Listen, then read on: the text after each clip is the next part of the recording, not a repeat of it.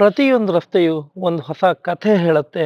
ಹಾಗೆ ನನ್ನ ಪ್ರತಿಯೊಂದು ವಿಡಿಯೋನು ಸಹ ಒಂದು ಹೊಸ ಒಂದು ಅನುಭವವನ್ನು ಕಟ್ಕೊಡ್ಬೇಕು ಅನ್ನೋ ಒಂದು ಈ ಚಿಕ್ಕ ಪ್ರಯತ್ನಕ್ಕೆ ನಿಮ್ಮೆಲ್ಲರ ಸಪೋರ್ಟ್ ಹೀಗೆ ಇರಲಿ ಅಂತ ಹೇಳ್ತಾ ನಾನು ಈ ವಿಡಿಯೋನ ಶುರು ಮಾಡ್ತಾ ಇದ್ದೀನಿ. ನಾನು Bhaskar from Sahara creations YouTube ಚಾನಲಿಂದ.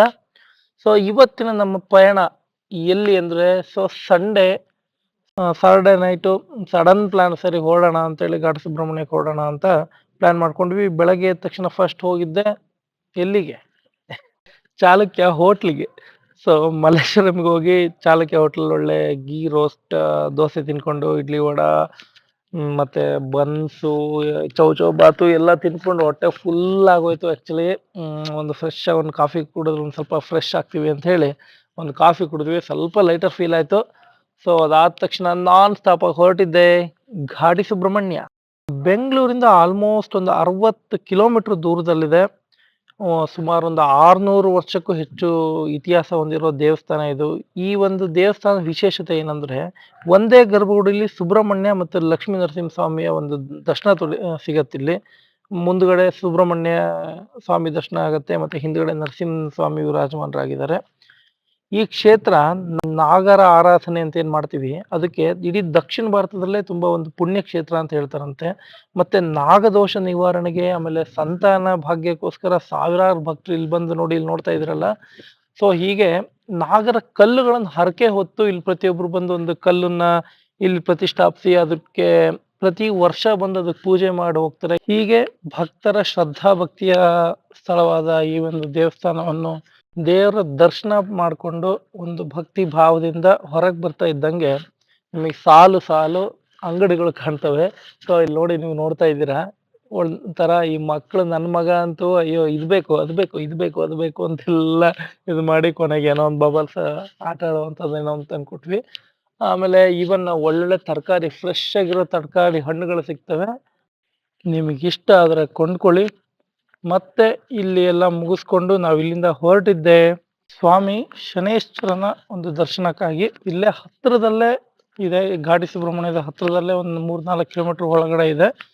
ಸೊ 30 ಅಡಿ ಶನೇಶ್ವರ ಸ್ವಾಮಿಯ ದರ್ಶನ ತಗೊಳ್ಳಿ. ಇಲ್ಲಿ ಯಾರಿಗೆ ಪಂಚಮಶನಿ, ಅಷ್ಟಮಶನಿ ಅಥವಾ ಸಾಡೆ ಸಾತು ಇದೆ ಅಂತಲ್ಲ, ಪ್ರತಿಯೊಬ್ಬರು ಬಂದು ಶನೇಶ್ವರನ ದರ್ಶನ ಪಡ್ಕೊಂಡು ಶನೇಶ್ವರನ ಕೃಪೆಗೆ ಪಾತ್ರರಾಗಬೇಕು. ಮತ್ತು ದೇವಸ್ಥಾನ ಈಗ ರಿನೋವೇಷನ್ ಕೆಲಸ ನಡೀತಿರೋದ್ರಿಂದ ದೇವಸ್ಥಾನದ ಅಭಿವೃದ್ಧಿಗೆ ತಮ್ಮ ತನು ಮನ ಧನ ಸಹಾಯ ಬೇಕಾಗಿರೋದ್ರಿಂದ ದಯವಿಟ್ಟು ತಮ್ಮ ಇಚ್ಛಾನುಸಾರ ದೇವಸ್ಥಾನದ ಅಭಿವೃದ್ಧಿ ಸಹಾಯ ಮಾಡಿ ಅಂತ ಕೇಳ್ಕೊಂತ ಇಲ್ಲಿಂದ ನಾವು ಹೊರಟಿದ್ದೆ ಸರ್ ಎಂ ವಿಶ್ವೇಶ್ವರಯ್ಯನವರು ಕಟ್ಸಿರುವಂತ ಒಂದು ಚಿಕ್ಕ ಡ್ಯಾಮಿಗೆ.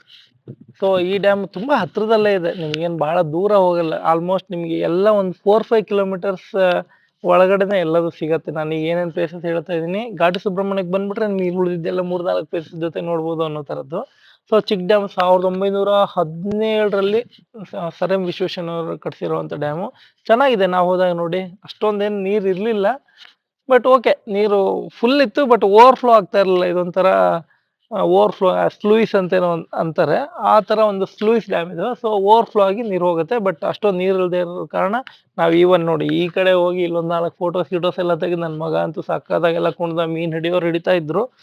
ಸೊ ಅಲ್ಲೆಲ್ಲ ಮುಗಿಸ್ಕೊಂಡು ಇನ್ನೂ ಒಂದು ಪ್ಲೇಸ್ ಹೇಳ್ತೀನಿ. ನೆಕ್ಸ್ಟು ರಾಷ್ಟ್ರೋತ್ಥಾನ ಗೋಶಾಲೆ. ಇದಂತೂ ಮಸ್ಟ್ ವಿಸಿಟ್ ಪ್ಲೇಸ್ ಅಂತ ಹೇಳ್ತೀನಿ. ಸುಮಾರು ಒಂದು 600ಕ್ಕೂ ಹೆಚ್ಚು ಹಸು ಕರುಗಳೆಲ್ಲ ಇದೆ ಅಂತ ಹೇಳಿದ್ರು. ತುಂಬಾ ಚೆನ್ನಾಗಿದೆ, ಮತ್ತೆ ತುಂಬಾ ನೀಟಾಗೂ ಸಹ ಮೇಂಟೈನ್ ಮಾಡಿದ್ದಾರೆ. ನೋಡಿ ಇಲ್ಲಿ ನೋಡ್ತಾ ಇದ್ರಲ್ಲ ವಿಡಿಯೋದಲ್ಲಿ. ಸೊ ಆ ಒಂದು ಅವರ ಮೇವುಗಳನ್ನು ಎಲ್ಲ ಕಟ್ ಮಾಡುವಂಥ ಯಂತ್ರದಲ್ಲಿ ಕಟ್ ಮಾಡ್ತಾ ಇದ್ದಾರೆ.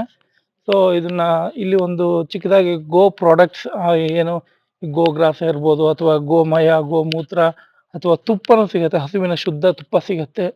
ಕಮರ್ಷಿಯಲ್ ಆಗಂತೂ ಖಂಡಿತವಾಗ್ಲೂ ಮಾಡ್ತಿಲ್ಲ, ಸೇವಾ ಮನೋಭಾವದಲ್ಲೇ ಮಾಡ್ತಾ ಇದ್ದಾರೆ. ಆದರೆ ನೀವು ಸಹ ಒಂದು ಶುದ್ಧವಾದ ಒಂದು ತುಪ್ಪ ಬೇಕು, ಆ ಥರದ ಐಟಮ್ಸ್ ಬೇಕು ಅಂದರೆ ಇಲ್ಲಿ ಬಂದು ಖರೀದಿಸಬಹುದು. ಮತ್ತು ತುಂಬ ಚೆನ್ನಾಗಿದೆ ಇಲ್ಲಿ ಒಂದು ಇದೇನು ಗೋಶಾಲೆ ಮೇಂಟೆನೆನ್ಸು ತುಂಬ ಚೆನ್ನಾಗಿದೆ. ರಾಷ್ಟ್ರೋತ್ಥಾನಕ್ಕೆ ಒಂದು ಬಿಗ್ ಸಲ್ಯೂಟ್ ಹೇಳಬೇಕು. ಇದಾದ ತಕ್ಷಣ ನಾವು ಹೋಗಿದ್ದು ಅಲ್ಲೇ ಹತ್ರದಲ್ಲಿರೋ ಸಾಯಿಬಾಬಾ ದೇವಸ್ಥಾನಕ್ಕೆ. ತುಂಬ ಕ್ಲೀಟಾಗಿ, ಅಫ್ಕೋರ್ಸ್ ಸಾಯಿಬಾಬಾ ಟೆಂಪಲ್ಗಳು ಯಾವಾಗಲೂ ತುಂಬ ಕ್ಲೀನಾಗೇ ಇರುತ್ತೆ. ಗ್ರೌಂಡ್ ಫ್ಲೋರಲ್ಲಿ ಸಾಯಿಬಾಬಾ ಟೆಂಪಲ್ ಇದೆ, ಫಸ್ಟ್ ಫ್ಲೋರಲ್ಲಿ ಒಂದು ಸರ್ವಧರ್ಮ ಸಮಭಾವ ಥರ ಒಂದಷ್ಟು ಮಾಡಿಟ್ಟಿದ್ದಾರೆ. ತುಂಬ ಚೆನ್ನಾಗಿದೆ ಅದು. ಮೇಲೆ ನೋಡ್ತಾ ಇದ್ರೆ ಜೈನ, ಬುದ್ಧ, ಪಾರಸಿ, ಹಿಂದೂ, ಕ್ರೈಸ್ತ, ಮುಸಲ್ಮಾನ ಎಲ್ಲರದ್ದು ಒಂದು ತುಂಬ ಚೆನ್ನಾಗಿ ಮಾಡಿ ಬೇರೆ ಬೇರೆ ಅವ್ರ ಡೀಟೇಲ್ಸ್ ಎಲ್ಲ ಕೊಟ್ಟು ಚೆನ್ನಾಗಿ ಮಾಡಿದ್ದಾರೆ. ಮತ್ತೆ ಸೆಕೆಂಡ್ ಫ್ಲೋರಲ್ಲಿ ಧ್ಯಾನ ಮಂದಿರ ಇದೆ. ಅದು ಸಹ ತುಂಬ ಚೆನ್ನಾಗಿದೆ. 10 ನಿಮಿಷ ಧ್ಯಾನ ಮಂದಿರದಲ್ಲಿ ಕುತ್ಕೊಂಡು ಸ್ವಲ್ಪ ಹೊತ್ತು ಧ್ಯಾನ ಮಾಡಿದ್ರೆ ಮನಸ್ಸಿಗೆ ಎಷ್ಟೊಂದು ನಿರಾಳ ಅನ್ಸುತ್ತೆ. ಕೆಲವೊಂದು ದೇವಸ್ಥಾನಗಳು ನಾವು ಹೋಗ್ತೀವಿ. ಇನ್ನು ಕೆಲವೊಂದು ದೇವಸ್ಥಾನಗಳು ಅವೇ ನಮ್ಮನ್ನ ಕರ್ಸ್ಕೊಂತವೆ. ಆ ಥರದ ಒಂದು ದೇವಸ್ಥಾನ ಘಾಟಿ ಸುಬ್ರಹ್ಮಣ್ಯ. ಮತ್ತೆ ಈ ಶಿರಡಿ ಸಾಯಿಬಾಬಾ ದೇವಸ್ಥಾನ ಇರ್ಬೋದು, ಮತ್ತೆ ಇನ್ನಿತರ ದೇವಸ್ಥಾನಗಳು ಏನೆಲ್ಲ ಹೇಳಿದೆ ಅದಿರ್ಬೋದು. ಸೊ ಇವತ್ತಿನ ವಿಡಿಯೋನ ಇದನ್ನ ಹೇಳ್ತಾ, ಈ ಮಾತುಗಳನ್ನು ಹೇಳ್ತಾ ಎಂಡ್ ಮಾಡ್ತಾ ಇದ್ದೀನಿ. ಸೊ ನಿಮಗೆ ಈ ವಿಡಿಯೋ ಇಷ್ಟ ಆಗಿದ್ರೆ ಲೈಕ್ ಮಾಡಿ, ಶೇರ್ ಮಾಡಿ, ಸಬ್ಸ್ಕ್ರೈಬ್ ಮಾಡಿ. ನಗ್ತಾ ಇರಿ, ಖುಷಿಯಾಗಿರಿ, ನೆಮ್ಮದಿಯಾಗಿರಿ. ನಿಮ್ಮ ಖುಷಿನ ನೀವೇ ಕಂಡ್ಕೊಳ್ಳಿ. ಜೈ ಕರ್ನಾಟಕ, ಜೈ ಹಿಂದ್.